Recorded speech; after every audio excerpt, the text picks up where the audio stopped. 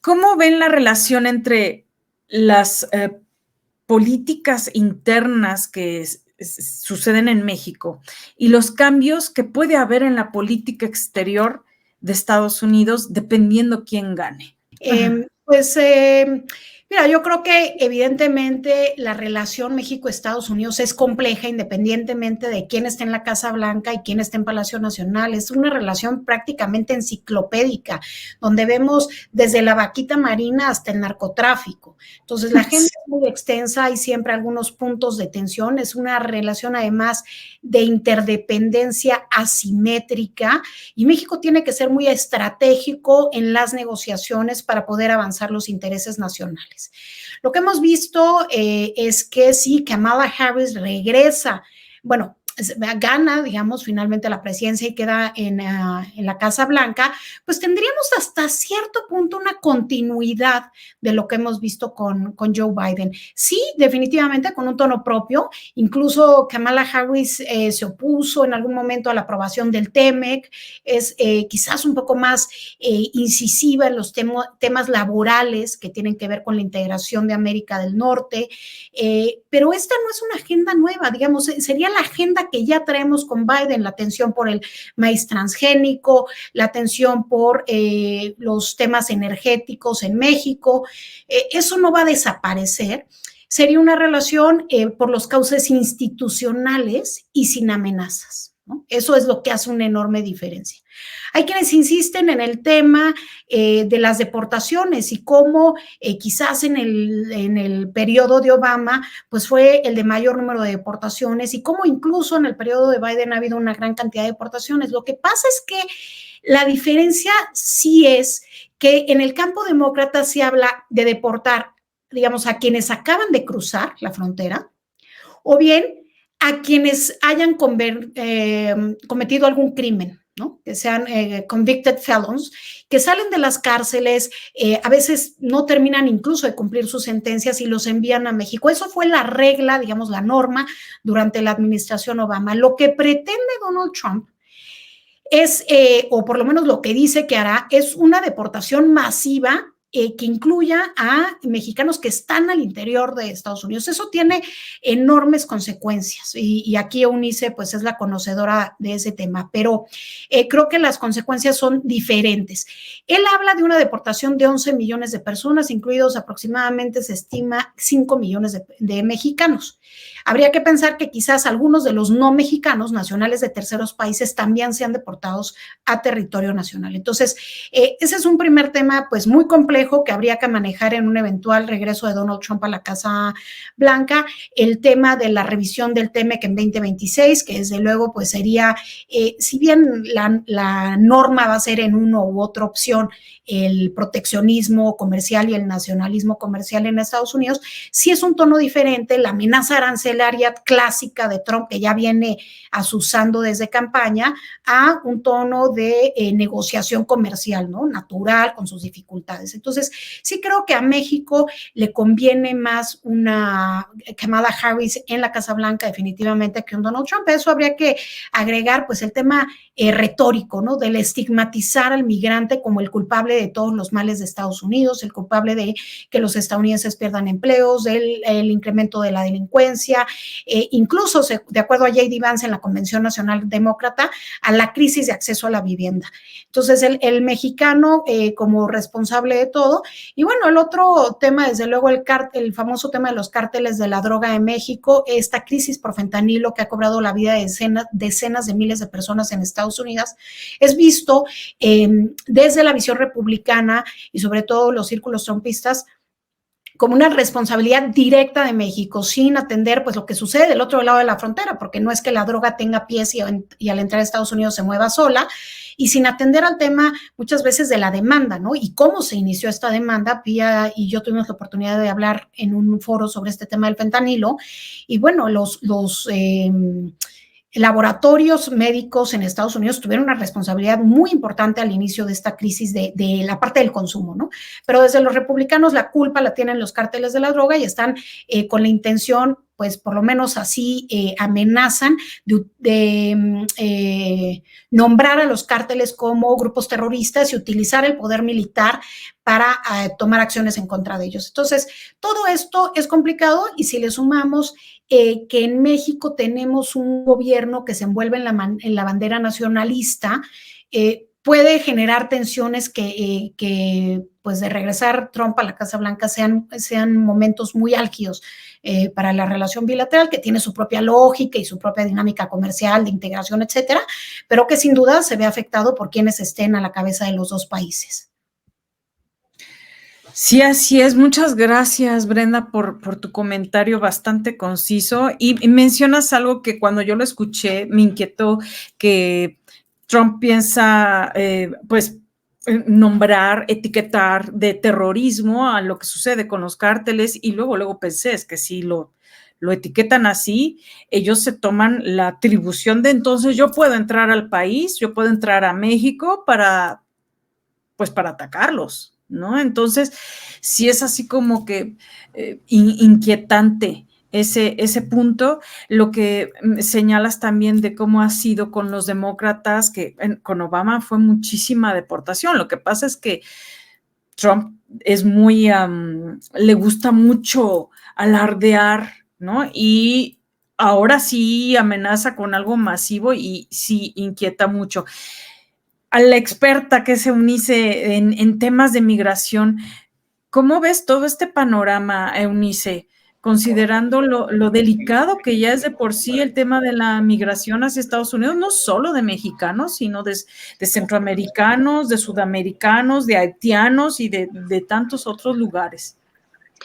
Bueno, pues yo creo que el tema de la migración, al final, tanto con republicanos como con demócratas, hay un reto muy importante para México. Ya se mencionaba aquí como Obama, incluso en algún momento se le llamó el deportador en jefe por los más de 3 millones de mexicanos deportados de regreso a nuestro país, entre también otros números. Si tan solo analizamos, por ejemplo, las políticas de Biden, que si bien Biden en su campaña para ser presidente habló a favor de los migrantes, sobre todo los que ya estaban en Estados Unidos, prometió una reforma también en el tema migratorio que no logró, al igual que su antecesor demócrata Obama.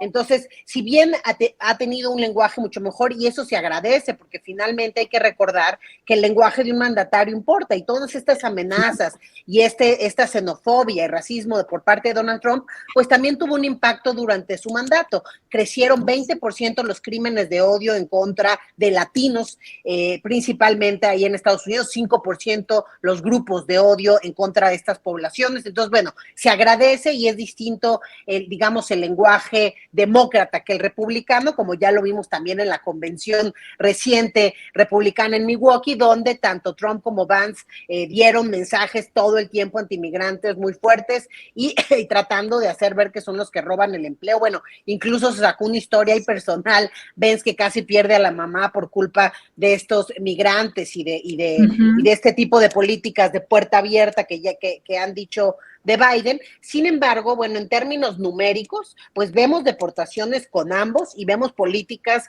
antimigrantes que definitivamente no convienen a México por varios motivos. Uno, por supuesto, por nuestros mexicanos que están allá y que son, pues, una buena parte de la población migrante en Estados Unidos, ¿no? Con casi 40 millones de personas mexicanas de primera, segunda y tercera generación, pero también por el tema de otras nacionalidades. A ver, simplemente haciendo un resumen, en los últimos años hemos tenido migraciones atípicas. ¿A qué me refiero con atípica? Que normalmente la migración o los mayores flujos eran de Centroamérica. Hemos agregado a estos flujos también migraciones de Cuba, de Haití, de Venezuela, de países que no se veían tanto, no pintaban tanto en los números. Además, 2024, pues se suman muchas personas de Ecuador, de Colombia, según los datos que han sido publicados por la Unidad de Política Migratoria y la Patrulla Fronteriza, pues también hoy tenemos ecuatorianos, guatemaltecos y colombianos sumándose a estos principales flujos. Y aquí el tema de las políticas otra vez es importante.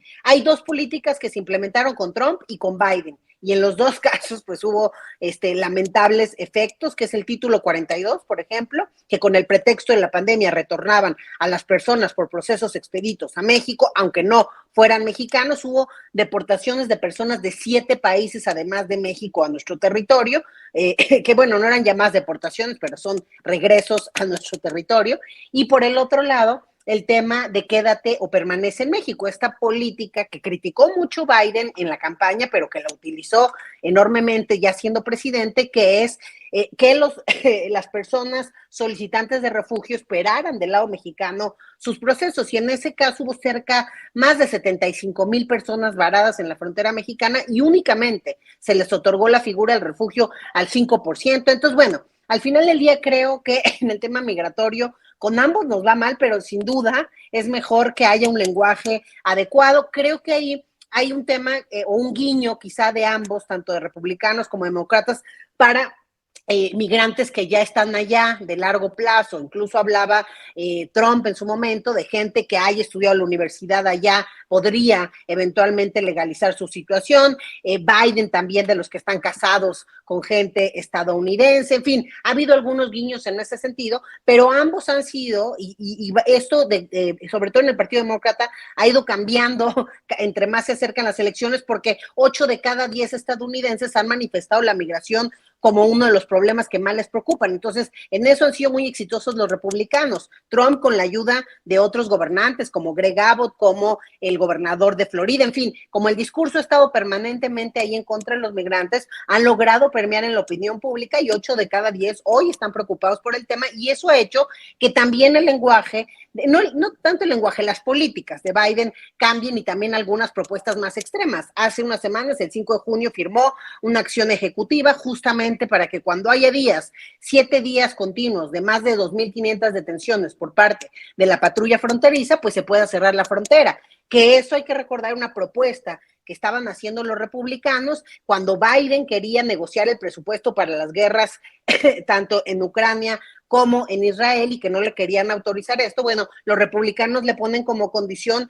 aprobar algunas medidas que restrinjan mucho las solicitudes de refugio, o sea, que se la den a menos personas, que lo hagan más complicado. Y dicho sea de paso, fue algo que Biden criticó mucho de Trump, la reducción en términos del refugio y de esta figura humanitaria con el quédate en México. Sin embargo, únicamente Biden dio el 20% más de refugios de lo que diera Trump en su momento, y el 50% menos de lo que Obama lo hubiera hecho en su gobierno. Entonces, bueno, ahí hay todo un tema discursivo que ya con las políticas se entiende de forma distinta, y sí ha habido un cambio en el discurso, también en el discurso del Partido Demócrata, justamente por tanta crítica. Incluso lo que acaba de suceder, el tema de la captura del Mayo Zambada, creo que también tiene que ver con este tema político, porque así ya lo mencionaba Brenda, incluso una propuesta de intervencionismo desde varios republicanos hacia México al considerar los grupos terroristas. Entonces, bueno, es también, creo, para el Partido Demócrata muy importante este tipo de detenciones. Se ha hablado muchísimo en la relación bilateral del tema del tráfico de drogas, particularmente la prioridad que ellos le dan al fentanilo, porque tienen más de 110,000 muertes al año por esta droga, y por supuesto es una crisis de salud pública de antaño, que como decía Brenda, ellos durante 15 años no lo han atendido de una forma adecuada desde la parte de salud pública, y quieren pues simplemente culpar quienes trafican estas drogas, y por supuesto los cárteles mexicanos, bueno, están relacionados con ese tráfico, como ellos mismos lo han acusado, y bueno, ahí está también el foco. Entonces, bueno, vamos a ver qué pasa, y aquí simplemente yo agregaría que habría que analizar de fondo también el voto latino, por ejemplo. No quiere decir que todos los latinos van a votar por los demócratas. De hecho, está diversificado, y una parte de los latinos están a favor de Donald Trump justamente porque no quieren que vengan nuevos migrantes, ¿no? Ahora sí que a ganar lo que ellos ya tienen.